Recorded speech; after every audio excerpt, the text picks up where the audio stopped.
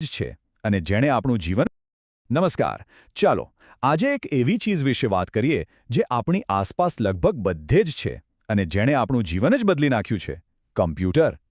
ચાલો આ રોજિંદા જાદુ પાછળનું સીધું સાદું વિજ્ઞાન શું છે એને જાણીએ આપણે રોજ સ્માર્ટફોન વાપરીએ છીએ લેપટોપ પર કામ કરીએ છીએ સ્માર્ટ ટીવી પર ફિલ્મો જોઈએ છે આ બધું છે શું કમ્પ્યુટર જ તો છે પણ શું ક્યારે આપણે અટકીને વિચાર્યું છે કે આ બધાની પાછળનું જે મશીન છે આ કમ્પ્યુટર એ ખરેખર છે શું એકદમ સરળ શબ્દોમાં કહીએ ને તો કમ્પ્યુટર એક એવું ઇલેક્ટ્રોનિક મશીન છે જે જાતના કામ કરી શકે છે પણ એની સૌથી મજાની વાત શું છે ખબર છે એ બધું જ આપણે જે કહીએ એ પ્રમાણે જ કરે છે સમજો ને કે એ એક સુપર સ્માર્ટ આજ્ઞાંકિત મદદનીશ જેવું છે જે આપણી દરેક સૂચનાનું પાલન કરે છે સારું તો સવાલ એ છે કે આ બધું કામ થાય છે કેવી રીતે ભલે ને એ દુનિયાનું સૌથી શક્તિશાળી સુપર કમ્પ્યુટર હોય કે પછી આપણા હાથમાં રહેલો નાનકડો ફોન એ બધાની કામ કરવાની મૂળ રીત તો એકદમ સીધી સાદી અને તાર્કિક છે ચલો આ રહસ્ય પરથી પડદો ઉઠાવીએ દરેક કામની શરૂઆત થાય છે ઇનપુટથી જરા વિચારો જાણે આપણે આપણા મદદનીશને કોઈ કામ સોંપી રહ્યા છીએ તો કામ શું છે કઈ માહિતી વાપરવાની છે આ બધી જ વિગતો આપણે એને આપવી પડે બસ કીબોર્ડ પર કંઈક ટાઈપ કરવું માઉસથી ક્લિક કરવું કે માઇકમાં બોલવું આ બધું જ કમ્પ્યુટર માટે ઇનપુટ છે ઇનપુટ મળ્યા પછી શરૂ થાય છે અસલી ખેલ જેને કહેવાય છે પ્રોસેસ આ સ્ટેજ પર કમ્પ્યુટર વિચારે છે એમ કહી શકાય આપણે જે સૂચનાઓ અને ડેટા આપ્યો હોય એને લઈને એના પર પ્રક્રિયા કરે છે ગણતરીઓ માંડે છે અને એને એક કામના પરિણામમાં ફેરવવા માટે તૈયાર કરે છે અને પછી છેલ્લે આવે છે આઉટપુટ એટલે કે ફાઇનલ રિઝલ્ટ પ્રોસેસિંગ પૂરું થાય એટલે કમ્પ્યુટર આપણને જે બતાવે છે જે સંભળાવે છે કે પછી પ્રિન્ટ કરીને આપે છે એ બધું જ આઉટપુટ છે મોનિટર પર દેખાતું પિક્ચર સ્પીકરમાંથી વાગતું ગીત કે પછી પ્રિન્ટરમાંથી નીકળતો કાગળ આ બધા આઉટપુટના જ અલગ અલગ રૂપ છે તો બસ આ ત્રણ શબ્દો બરાબર યાદ રાખી લો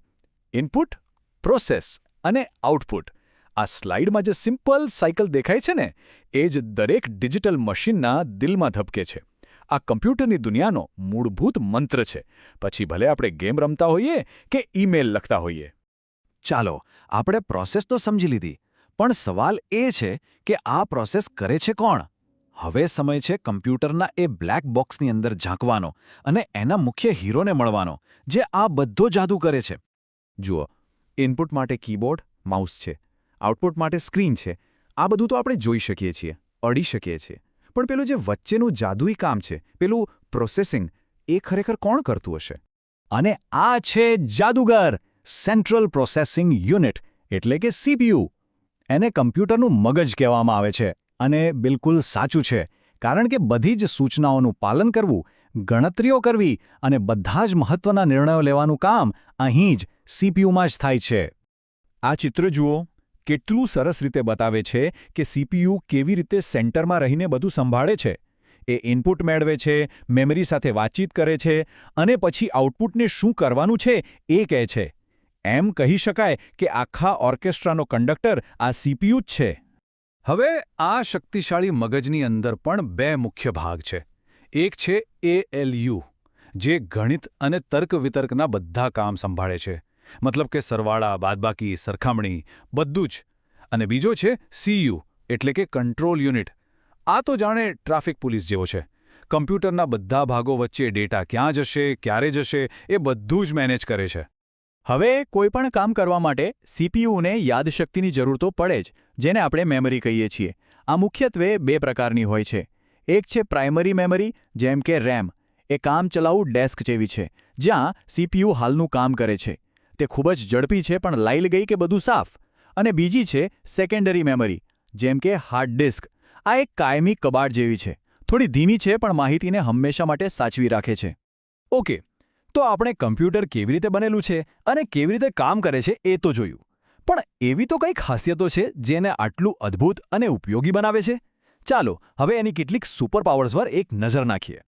આ સ્લાઇડ પરનું ચિત્ર જ બધું કહી દે છે નહીં સ્પીડ એક્યુરેસી જબરદસ્ત યાદશક્તિ અને એકસાથે અનેક કામ કરવાની આવડત આ બધું મળીને જ કમ્પ્યુટરને આપણા જમાનાનું સૌથી પાવરફુલ ટૂલ બનાવે છે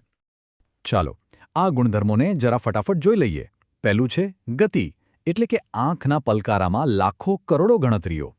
પછી છે ચોકસાઈ, જો આપણે એને સાચી માહિતી આપીએ તો એનું પરિણામ હંમેશા 100% સાચું જ હોય. પછી છે ખંત, એ ક્યારેય થાકતું નથી કે કંટાળતું પણ નથી, એકનું એક કામ હજારો વાર કરી શકે છે. અને એની વિશાળ સંગ્રહ ક્ષમતા અને એક જ સમયે જુદા જુદા કામ કરવાની આવડત, એ તો એને માણસ કરતાં અનેક ગણું આગળ લઈ જાય છે.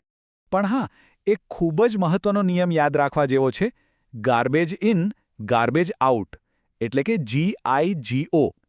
આનો સીધો સાદો અર્થ એ છે કે કમ્પ્યુટર પોતે કંઈ વિચારતું નથી. જો આપણે જ એને કચરો એટલે કે ખોટી માહિતી કે ખોટી સૂચના આપીશું તો એ પરિણામમાં પણ કચરો જ આપશે. તેની તાકાત આપણે જે ઇનપુટ આપીએ છીએ તેની ગુણવત્તા પર જ આધાર રાખે છે.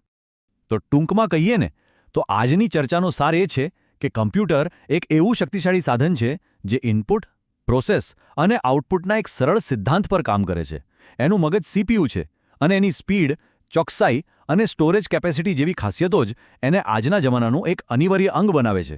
અને હવે અંતમાં એક સવાલ જે આપણને વિચારતા કરી દે. થોડા દાયકા પહેલાં કોઈએ વિચાર્યું પણ નહોતું કે કમ્પ્યુટર આજે જે કરી રહ્યું છે એ કરી શકશે. તો પછી ભવિષ્યમાં એની ક્ષમતાઓ ક્યાં સુધી પહોંચશે? અને શું એવી કોઈ મર્યાદાઓ હશે જેને એ ક્યારેય ઓળંગી નહીં શકે? બસ આ જ વિચાર સાથે આજની આપણી આ સફર અહીં પૂરી થાય છે.